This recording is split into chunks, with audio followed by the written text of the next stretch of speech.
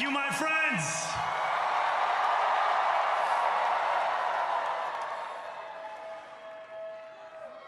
The sun may have set over our city this evening, but as Eugene Debs once said, I can see the dawn of a better day for humanity.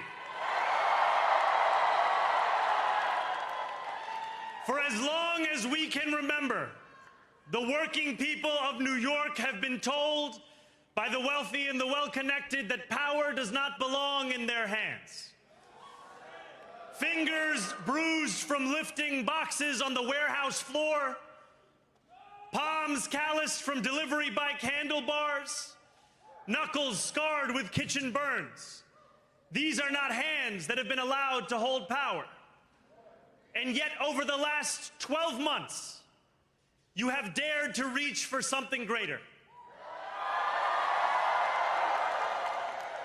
Tonight, against all odds, we have grasped it. The future is in our hands. My friends, we have toppled a political dynasty.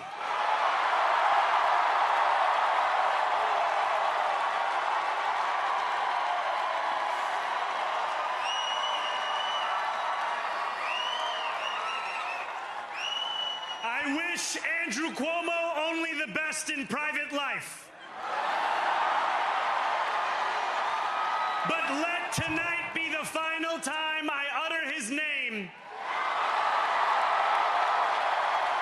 as we turn the page on a politics that abandons the many and answers only to the few.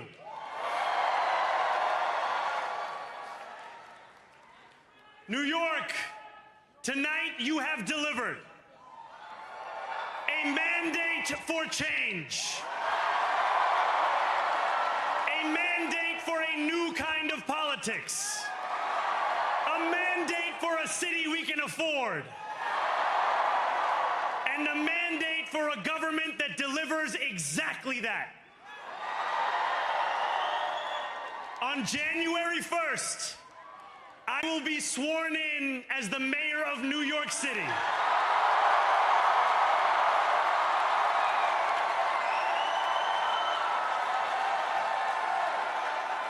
And that is because of you. So before I say anything else, I must say this. Thank you.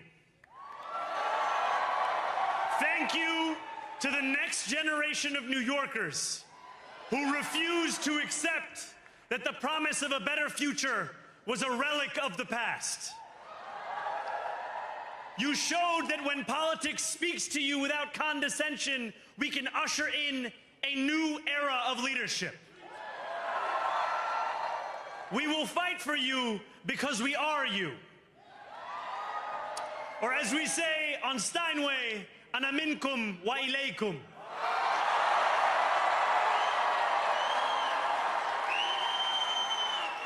Thank you to those so often forgotten by the politics of our city who made this movement their own. I speak of Yemeni bodega owners and Mexican abuelas, Senegalese taxi drivers and Uzbek nurses, Trinidadian line cooks and Ethiopian aunties. Yes, aunties. To every New Yorker in Kensington and Midwood and Hunts Point, know this. This city is your city, and this democracy is yours too. This campaign is about people like Wesley, an 1199 organizer I met outside of Elmhurst Hospital on Thursday night. A New Yorker who lives elsewhere, who commutes 2 hours each way from Pennsylvania because rent is too expensive in this city. It's about people like the woman I met on the BX33 years ago, who said to me, I used to love New York, but now it's just where I live. And it's about people like Richard, the taxi driver I went on a 15-day hunger strike with outside of City Hall, who still has to drive his cab 7 days a week. My brother, we are in City Hall now.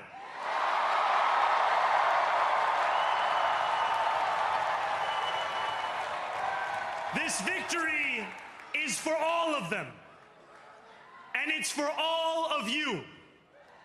The more than 100,000 volunteers who built this campaign into an unstoppable force.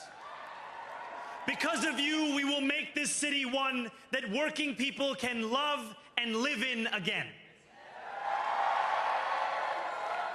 With every door knocked, every petition signature earned, and every hard-earned conversation, you eroded the cynicism that has come to define our politics. Now, I know that I have asked for much from you over this last year. Time and again, you have answered my calls. But I have one final request. New York City, breathe this moment in. We have held our breath for longer than we know. We have held it in anticipation of defeat. Held it because the air has been knocked out of our lungs too many times to count. Held it because we cannot afford to exhale. Thanks to all of those who sacrificed so much, we are breathing in the air of a city that has been reborn.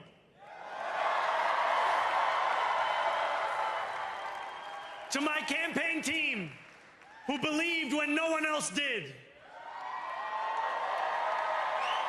and who took an electoral project and turned it into so much more, I will never be able to express the depth of my gratitude. You can sleep now. To my parents, Mama and Baba, you have made me into the man I am today. I am so proud to be your son. And to my incredible wife, Rama,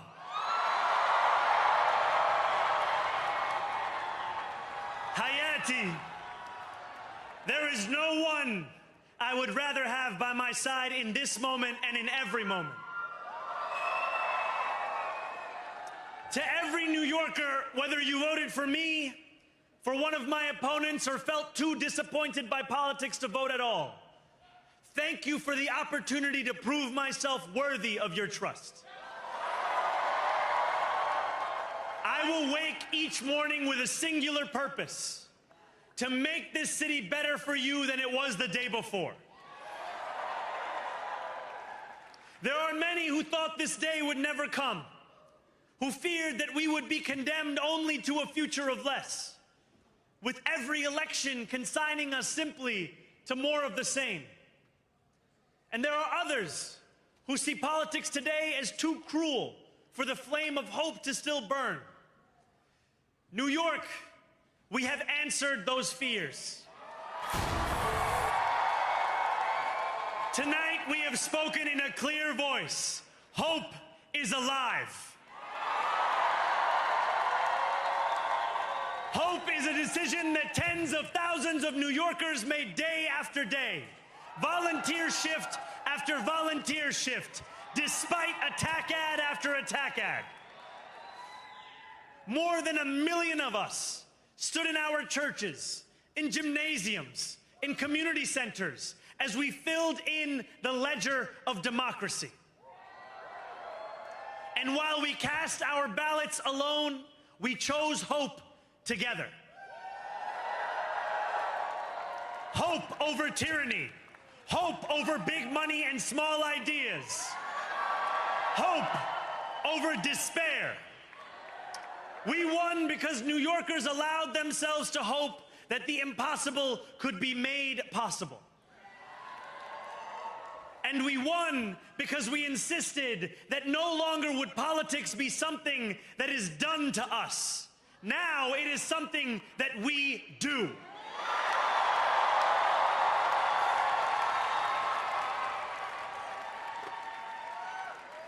Standing before you, I think of the words of Jawaharlal Nehru. A moment comes but rarely in history when we step out from the old to the new, when an age ends and when the soul of a nation long suppressed finds utterance. Tonight we have stepped out from the old into the new. So let us speak now with clarity and conviction that cannot be misunderstood about what this new age will deliver and for whom. This will be an age where New Yorkers expect from their leaders a bold vision of what we will achieve, rather than a list of excuses for what we are too timid to attempt. Central to that vision will be the most ambitious agenda to tackle the cost of living crisis that this city has seen since the days of Fiorello LaGuardia.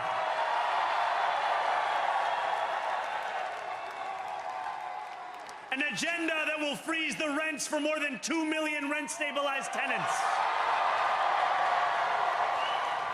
Make buses fast and free. And deliver universal child care across our city. Years from now, may our only regret be that this day took so long to come. This new age will be one of relentless improvement. We will hire thousands more teachers. We will cut waste from a bloated bureaucracy. We will work tirelessly to make lights shine again in the hallways of NYC developments where they have long flickered. Safety and justice will go hand in hand as we work with police officers to reduce crime and create a department of community safety that tackles the mental health crisis and homelessness crises head on. Excellence will become the expectation across government, not the exception. In this new age we make for ourselves, we will refuse to allow those who traffic in division and hate to pit us against one another. In this moment of political darkness, New York will be the light. Here, we believe in standing up for those we love. Whether you are an immigrant, a member of the trans community, one of the many black women that Donald Trump has fired from a federal job, a single mom still waiting for the cost of groceries to go down, or anyone else with their back against the wall, your struggle is ours too. And we will build a city hall that stands steadfast alongside Jewish New Yorkers and does not waver in the fight against the scourge of anti-Semitism. Where the more than 1 million Muslims know that they belong. Not just in the 5 boroughs of this city, but in the halls of power. No more will New York be a city where you can traffic in Islamophobia and win an election.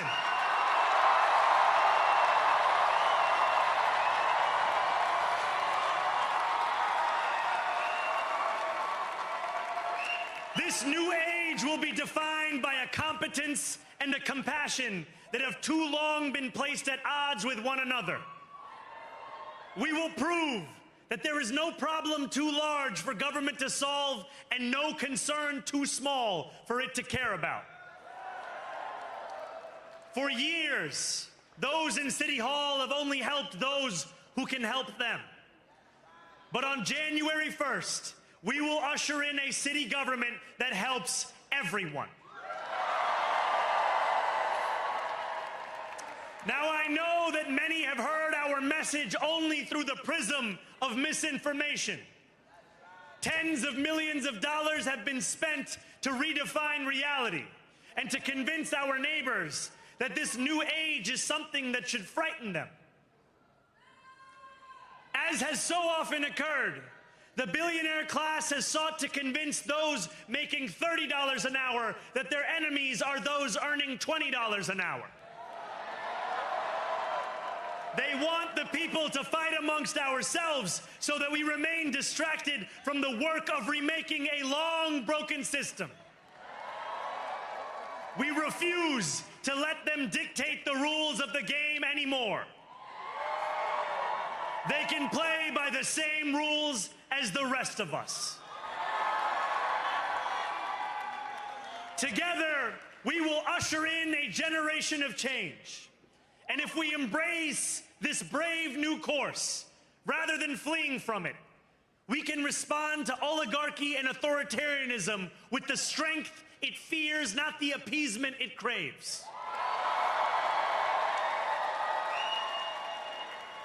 After all, if anyone can show a nation betrayed by Donald Trump how to defeat him, it is the city that gave rise to him.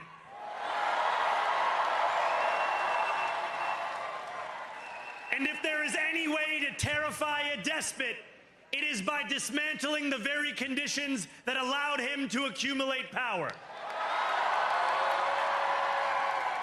This is not only how we stop Trump, it's how we stop the next one.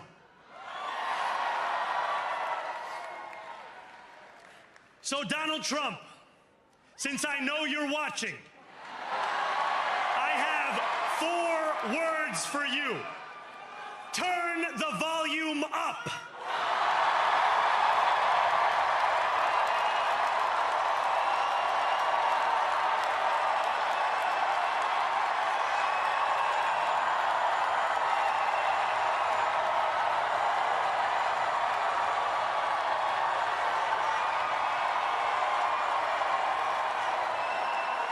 We will hold bad landlords to account because the Donald Trumps of our city have grown far too comfortable taking advantage of their tenants.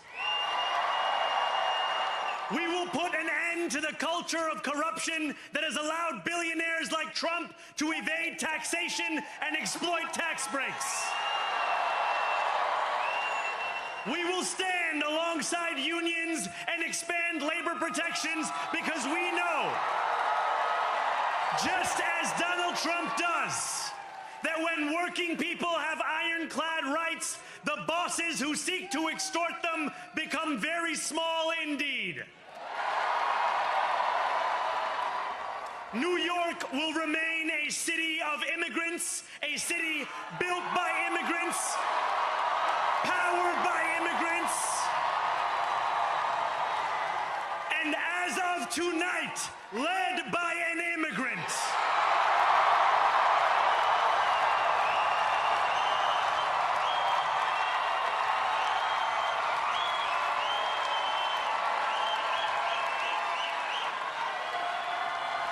So hear me, President Trump, when I say this.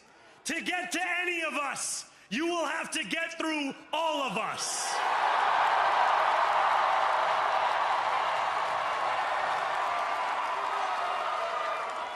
When we enter City Hall in 58 days, expectations will be high. We will meet them. A great New Yorker once said that while you campaign in poetry, you govern in prose. If that must be true, let the prose we write still rhyme, and let us build a shining city for all. And we must chart a new path, as bold as the one we have already traveled. After all, the conventional wisdom would tell you that I am far from the perfect candidate. I am young, despite my best efforts to grow older. I am Muslim. I am a democratic socialist. And most damning of all, I refuse to apologize for any of this. And yet, if tonight teaches us anything, it is that convention has held us back. We have bowed at the altar of caution, and we have paid a mighty price. Too many working people cannot recognize themselves in our party. And too many among us have turned to the right for answers to why they've been left behind. We will leave mediocrity in our past. No longer will we have to open a history book for proof that Democrats can dare to be great. Our greatness will be anything but abstract. It will be felt by every rent-stabilized tenant who wakes up on the first of every month, knowing the amount they're going to pay hasn't soared since the month before. It will be felt by each grandparent who can afford to stay in the home they have worked for, and whose grandchildren live nearby because the cost of childcare didn't send them to Long Island. It will be felt by the single mother who is safe on her commute and whose bus runs fast enough that she doesn't have to rush school drop-off to make it to work on time. And it will be felt when New Yorkers open their newspapers in the morning and read headlines of success, not scandal. Most of all, it will be felt by each New Yorker when the city they love finally loves them back, and whose bus runs fast enough that she doesn't have to rush school drop-off to make it to work on time. And it will be felt when New Yorkers open their newspapers in the morning and read headlines of success, not scandal. Most of all, it will be felt by each New Yorker when the city they love finally loves them back. Together, New York, we're going to freeze the... Together, New York, we're going to make buses fast and... Together, New York, we're going to deliver universal... Let the words we've spoken together, the dreams we've dreamt together, become the agenda we deliver together.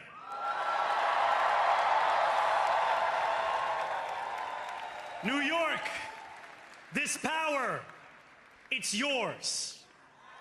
This city belongs to you. Thank you.